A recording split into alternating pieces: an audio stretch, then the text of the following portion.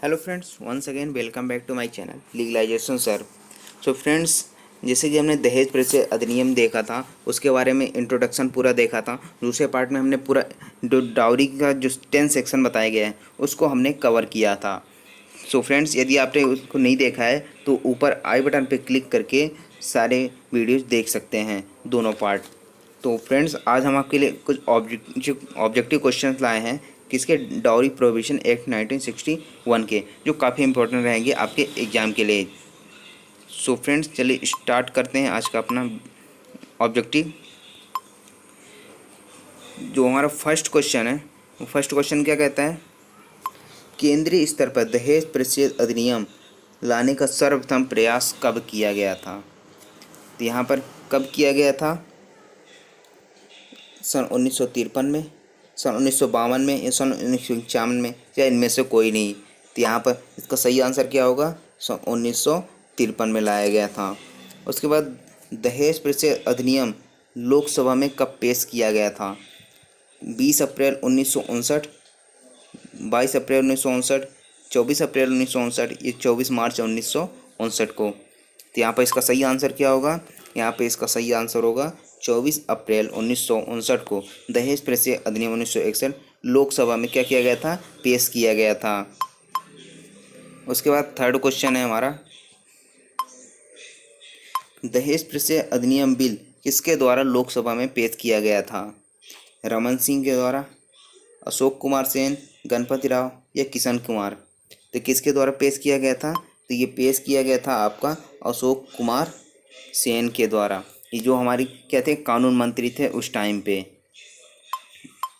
उसके बाद देखते हैं फोर्थ क्या कहता है क्वेश्चन, दहेज प्रतिषेध अधिनियम को राष्ट्रपति की मंजूरी कब मिली थी। 15 मई 1961, 15 जून 1961, 20 मई 1961 या 20 जून 1961 को। यहाँ पर सही आंसर क्या होगा, यहाँ पे आपका जो सही आंसर है वो होगा 15 जून 1961 को, सॉरी सी नंबर का ऑप्शन सही है, 20 मई 1961 को राष्ट्रपति की मंजूरी मिली थी। उसके बाद 5 क्वेश्चन है, दहेज प्रतिषेध अधिनियम जम्मू कश्मीर में कब से लागू हुआ। यानी कि जो पहले जम्मू कश्मीर में लागू नहीं हुआ था, लेकिन बाद में इसे लागू कर दिया गया। कब से लागू कर दिया गया, 25 अक्टूबर 2019, 27 अक्टूबर 2019, 28 अक्टूबर 2019 या 31 अक्टूबर 2019 को। तो यहाँ पर इसका सही आंसर क्या होगा, यहाँ पे इसका सही आंसर है 31 अक्टूबर 2019 से यह लागू कर दिया गया। कब से, जब से इसे यूनियन टेरिटरी बनाया गया था। उसके बाद देखते हैं 6 क्वेश्चन। 6 क्वेश्चन क्या कहता है, दहेज प्रतिषेध अधिनियम में अभी तक कितनी बार संशोधित किया जा सका है। यानी कि इसमें संशोधन कितनी बार किया जा चुका है, 2 बार, 3 बार, 4 बार या एक भी बार नहीं। यहाँ पे इसका सही आंसर क्या होगा, इसका सही आंसर है 2 बार। यानी कि इसमें 2 बार अभी तक संशोधन किया जा चुका है। कब किया गया है, 1984 और 1986 में किया गया था। उसके बाद देखते हैं दहेज प्रतिषेध अधिनियम में कुल कितनी धाराएं हैं, 15, 18, 23 या 10। तो यहाँ पे इसका सही आंसर क्या होगा, यहाँ पे इसका जो सही आंसर है वो होगा 10। यानी कि 10 धाराएं इसमें बताई गई हैं, तो किसमें, दहेज प्रतिषेध अधिनियम 1961 में।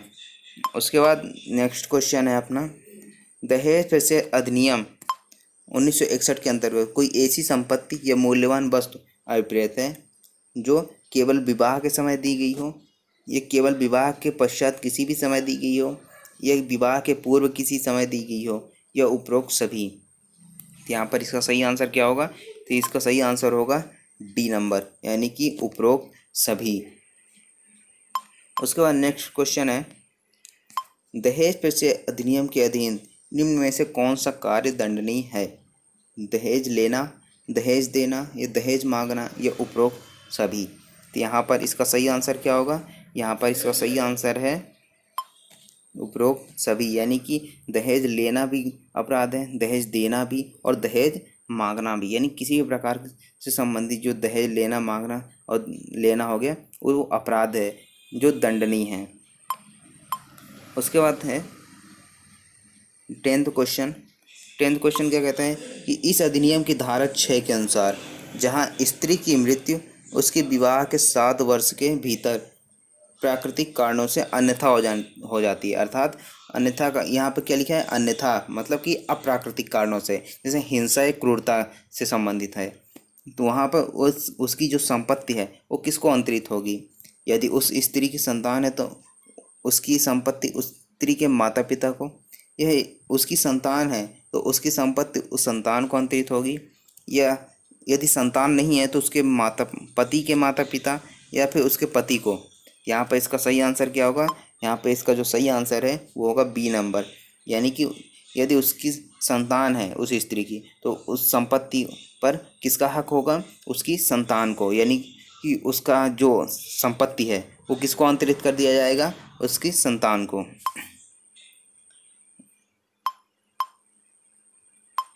उसके बाद नेक्स्ट क्या है, दहेज प्रतिषेध अधिनियम के अंतर्गत अपराध है, समनीय है, न्यायालय की अनुमति से समनीय है, असमनीय है, ये जमानती है।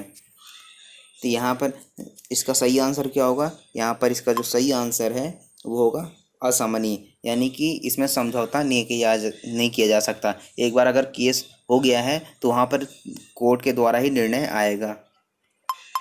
उसके बाद है 12th क्वेश्चन, इस अधिनियम के अधीन अपराध का संज्ञान ले सकता है। अपराध का संज्ञान जो है वो कौन ले सकता है, उसका ट्रायल कौन कर सकता है, द्वितीय वर्ग न्यायिक मजिस्ट्रेट, कार्यपालक मजिस्ट्रेट, या महानगर मजिस्ट्रेट, या प्रथम वर्ग मजिस्ट्रेट, कोई भी न्यायिक मजिस्ट्रेट।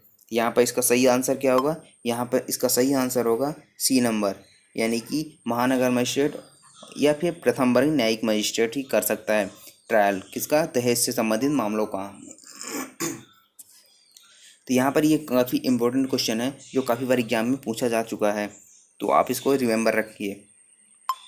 उसके बाद 13th क्वेश्चन है, ऐसी भेंटें जो वर वधू को विवाह के समय बिना मांगे दी जाती है और उसकी इस अधिनियम के नियमों के अधीन सूची में दर्ज की जाती है, तो क्या वह दहेज की परिधि में आएगा, हाँ, नहीं, या अंशतः सही है, या फिर कोई नहीं।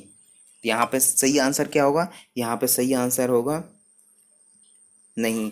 यदि नियमों के अधीन एक सूची बनाई जाती है जिसमें सारे गिफ्ट को उसमें दर्ज किया जाता है और जो बिना मांगे दी जाती है, तो वहाँ पर क्या होगा, वो दहेज नहीं कहलाएगा।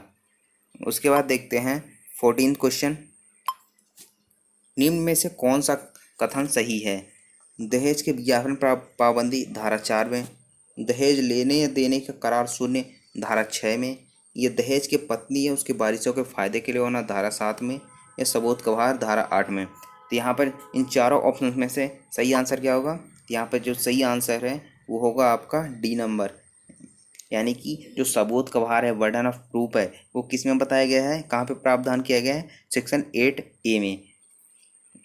उसके बाद है नेक्स्ट क्वेश्चन 15, दहेज प्रतिषेध अधिनियम के अधीन विहित दंड से कम दंड न्यायालय दे सकता है या नहीं दे सकता है, निर्णय में पर्याप्त विशेष कारण अभिलिखित करते हुए दे सकता है, या उच्चतम न्यायालय की अनुज्ञा से दे सकता है, यानी सुप्रीम कोर्ट की आज्ञा से दे सकता है। यहाँ पे इसका सही आंसर क्या होगा, यहाँ पे इसका सही आंसर होगा सी नंबर, यानी कि जो पर्याप्त और विशेष कारण है उसको अभिलिखित करने के बाद, लेखबद्ध करने के बाद ही वो विहित दंड से कम दंड दे सकता है कौन, न्यायालय।